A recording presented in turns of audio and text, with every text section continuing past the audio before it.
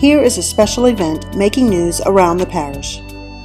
In 1976, on a cool October morning, families gathered in Diaster for the tragic news of the George Prince Ferry Disaster. Over 30 years later, in much the same way, on this October day, some of those same family members gathered again, but this time with a far different purpose. Well, the families, approached us and asked if we can do something, a monument in memory of the individuals that got killed in the accident, and me and several other council members, matter of fact, the whole council ended up, agreeing to let's do something to put something in place in St. Charles Parish. So we had several meetings with the family members, and we all, put our thoughts together. And I came up with the design, and the family members were happy with it. So we took that design and proceeded with it. And then we contacted a bunch of local suppliers and vendors and individual companies to donate the material and the equipment and the labor and everything that was needed to build it. So everything that was put there, you see, is by donation. In a solemn ceremony before a crowd of family members and survivors, the new memorial was dedicated. This tribute and remembrance is so fitting at the base of this bridge that made ferry travel in St. Charles Parish a thing of the past. The same cool, windy weather brought back vivid memories. I was 21 years old going to work. It was cold. Me and my cousin, we was in this car. My cousin woke me up. Without him, I wouldn't have made it. He woke me up. We ran to the front of the car and looked up, and there was a ship right before it hit. I had time enough to run to the front of the ferry.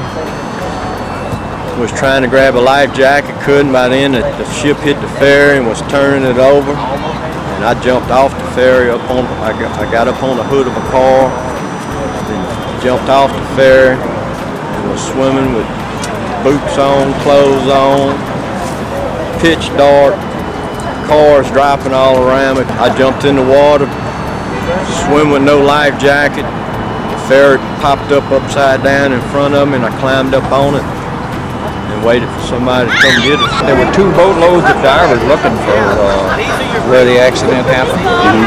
And finally, about 2 or 3 o'clock in the morning, the following morning, we found the spot and directed a barge over to it. And we sat there for 5 days recovering victims, and that was it. I remember the day when you came down and walked up. One special guest of honor had words of praise for the St. Charles Parish community.